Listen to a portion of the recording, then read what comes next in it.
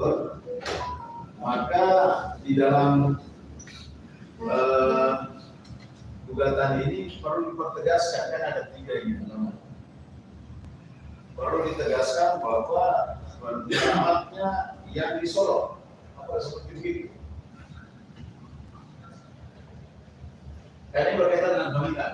Ini kan kami semakin dia terbuka harus jelas melalui jurus kita. Lewat ibarat kita panggil. Karena kalau di sini kita panggil ya, ada kemungkinan tidak bisa juga kan kita panggil. Yang mengisi sekali lagi ya, Bapak Harus. Kami mengajukan gugatan dengan 3 hal tersebut memang bukan tanpa alasan ya.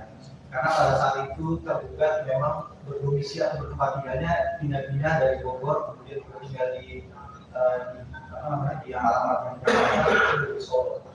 Jadi kami mengambil 3 alamat itu memang untuk mengantisipasi adanya mengelak lah dari pihak terduga bahwa alamatnya salah seperti itu ya.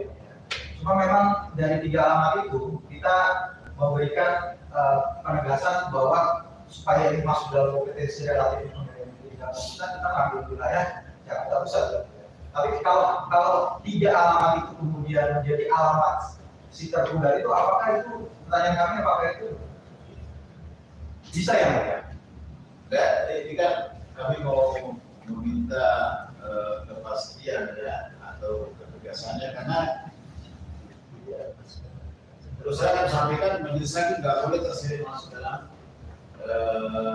konflik atau sengketa antar pembuat terduga. Jadi jangan terkesan nanti kami memberikan konsultasi adalah bukan besar.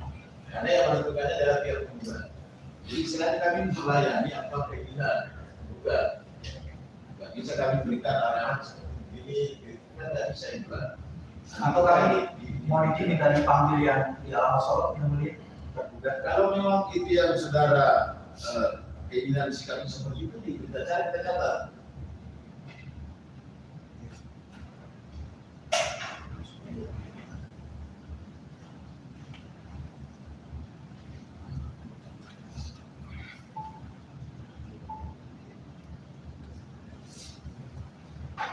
Ya, sikap kami yang pertama bahwa kami meyakini bahwa panggilan pertama itu sudah sesuai dengan ketentuan AIN. Jadi kami berharap panggilan kedua itu disampaikan di alamat Solo sebagaimana ya juga kami sampaikan atau cantumkan di dalam gugatan ini. Kita caranya ya. Jadi baik kalau gitu ada yang disampaikan situ. Beda dua. Beda. Baik.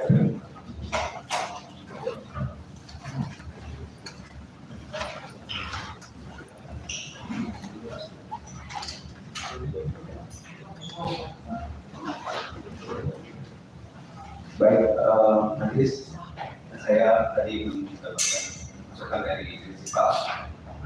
Kami mengucapkan terima kasih jika memang ada panggilan lagi yang tadi ada usul kemudian untuk perjalanan pengadilan ini secara adil dan tadi kami terima kasih dan kita mohon untuk dapat dipanggil lebih Solo dari prinsipal menggunakan untuk kemudian diharapkan nanti ada kehadiran dari terima kasih majelis.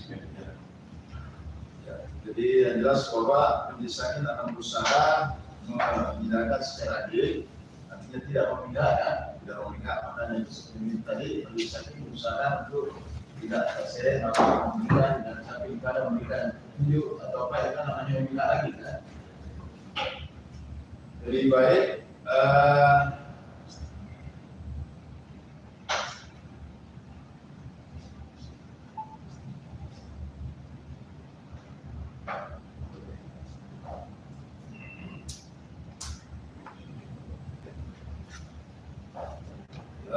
Karena ini panggilan di luar wilayah hukum PN Jakarta Pusat, maka kami membutuhkan waktu 3 minggu ya, sekaligus dianggap waktu wilayah dan misalnya kan tentu persiapan juga ya, persiapan apakah di kuasa di mana sana.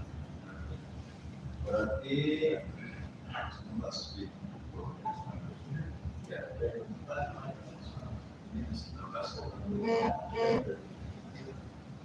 Jadi 3 minggu itu jatuh pada hari Selasa tanggal 19 November. Baik, sudah. Terima kasih ya, Bapak.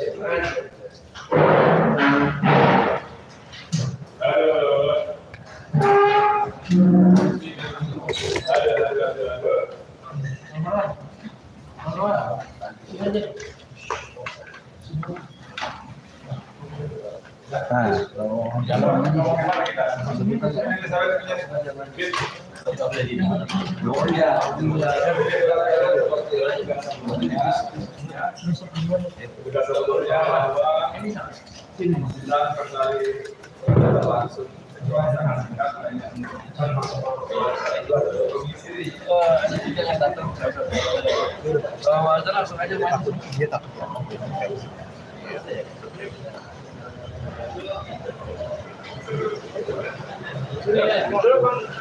Haji sudah. Tanggapannya Bang Haji. Tadi udah diingatkan. Tanggapannya. Iya, Bang Haji. Sini Pak. Masih. Boleh berapa? Bisa dikit.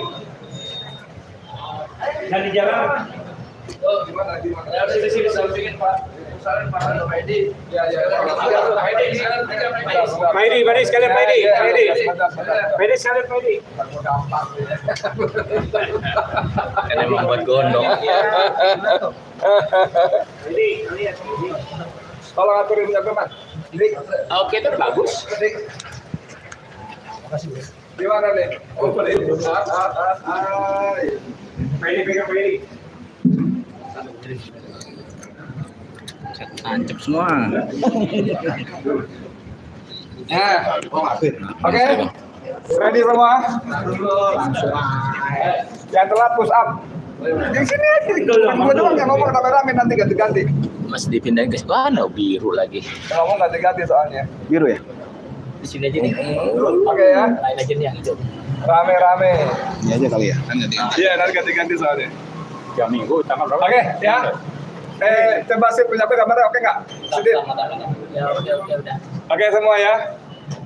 Assalamualaikum warahmatullahi wabarakatuh.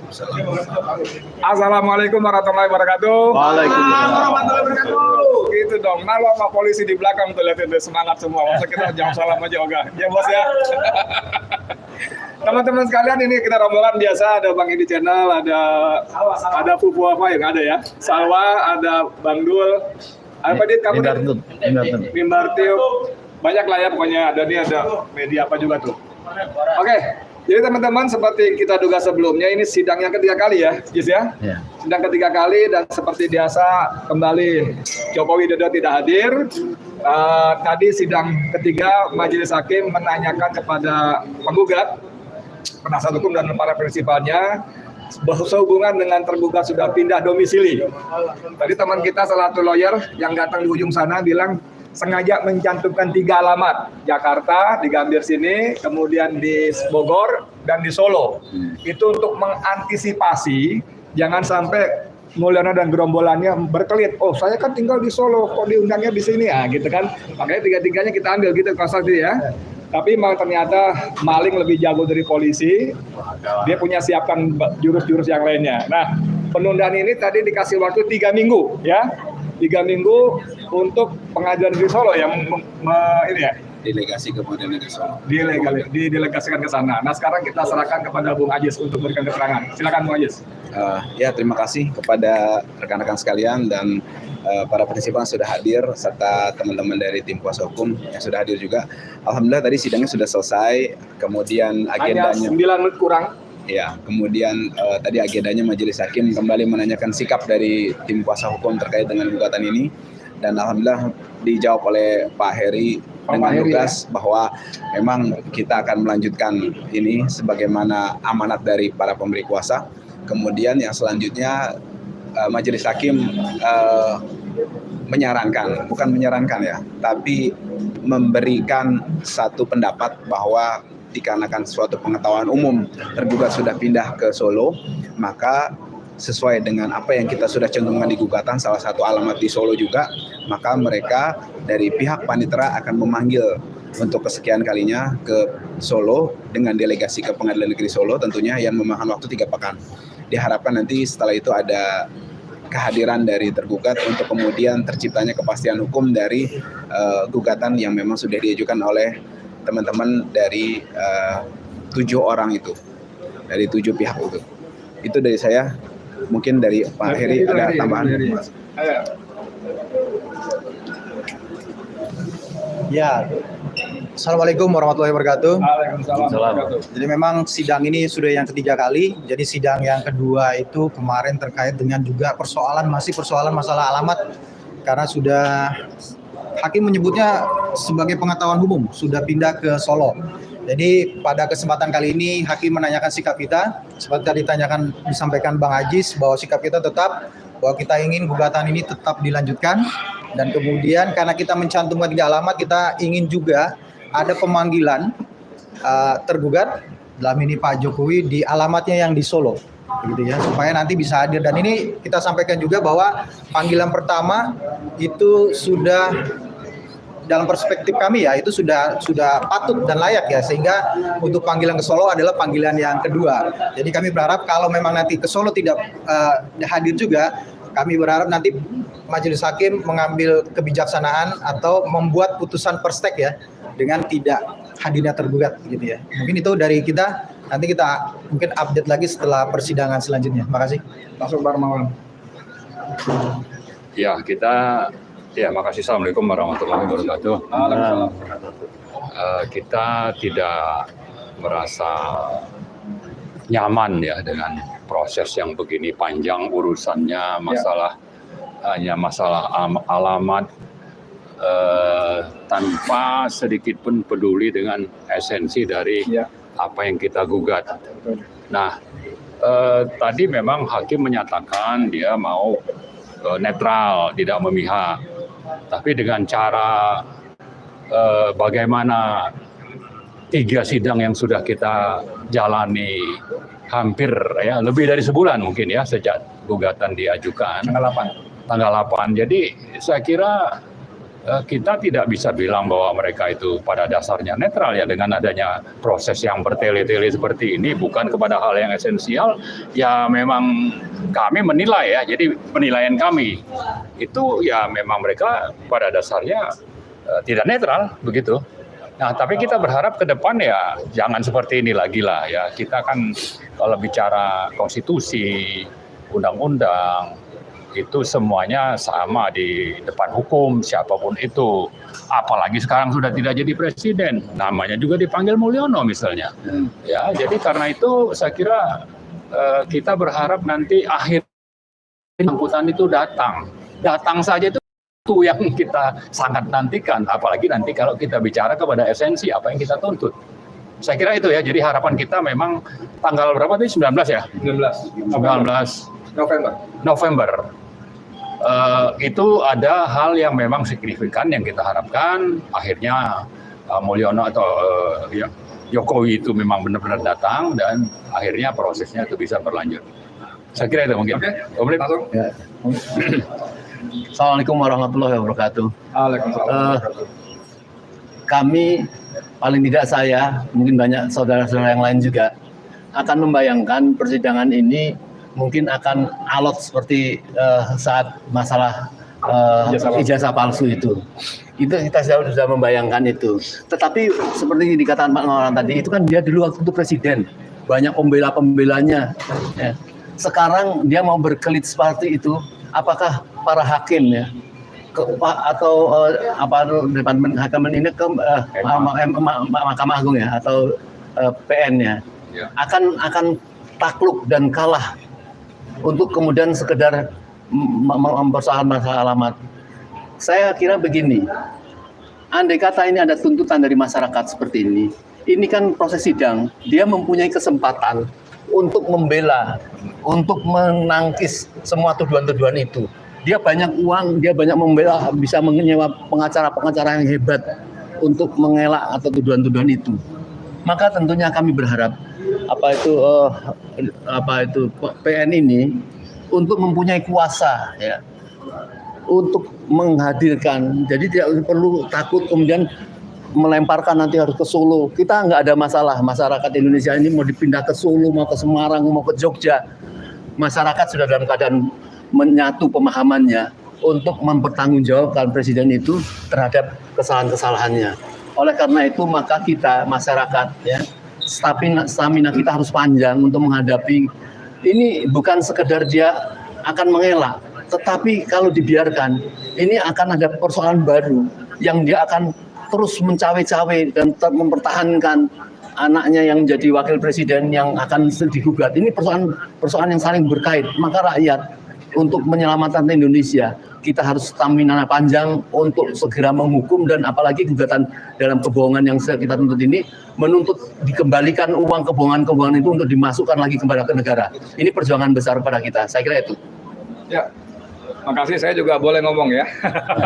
Prinsipal. Jadi saya setuju dengan Bang Marwan tadi bahwa sepertinya hakim seolah-olah ingin menunjukkan pada publik, pada kita khususnya para penggugat dan PH, dia bersikap netral. Tapi saya benar-benar sepakat dengan Bang Marwan, dari 2 sidang sebelumnya menunjukkan hakim tidak netral ya. Terlalu mempermasalahkan soal-soal yang administratif ya, remeh-temeh, walaupun tentu saja sebuah persidangan itu penting. Tapi substansinya itu nyaris diabaikan, dan memang diabaikan ya. Heri sudah bagus sekali mengatakan bahwa kita sengaja mencantumkan 3 alamat itu untuk mengantisipasi agar Jokowi dan gerombolannya berkelit. Jangan sampai berkelit, oh kami nggak alamat di sini, tapi di sana nanti ngundang lagi, ribet lagi dan sebagainya. Rubah gugatan dan sebagainya. Jadi kita udah antisipasi, dan itu pun ternyata masih bisa diakali. Kalau dengan hakim mengatakan bahwa seperti dalam pengetahuan umum, dia udah pindah, oke lah katakan begitu. Saya nggak punya kemampuan menjawab secara hukum. Tapi yang paling penting adalah keberpihakan. Ini hari ini yang kita lawan adalah Joko Widodo, tukang tipu ulung, melawan rakyat Indonesia. Ya, dia melakukan begitu banyak kebohongan yang sudah kami cantumkan dalam gugatan kami, dan itu merugikan seluruh rakyat Indonesia. Karena kebohongan-kebohongan itu APBN tidak bisa maksimal.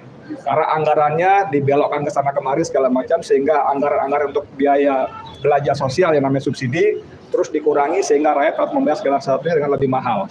Jadi saya ingin mengimbau saja pertama kepada para hakim ya, seperti katakan Haji Mursalin tadi, bahwa Jokowi sudah tidak berkuasa lagi. Bahwa dia punya pengaruh iya, tapi sudah tidak berkuasa lagi. Artinya kalian para hakim yang disebut yang mulia itu, tunjukkanlah bahwa kalian memang benar-benar yang mulia.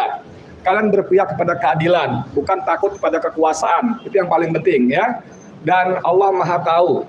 Saya nggak tahu kalian dapat gaji berapa, dan saya juga nggak berani bilang kalian dapat sogokan berapa, saya nggak berani bilang. Tapi kalaupun terjadi, itu sungguh-sungguh sangat tidak imbang dengan ancaman hukuman sanksi Allah azab atas hakim-hakim yang tidak berlaku adil. Ya begitu ya.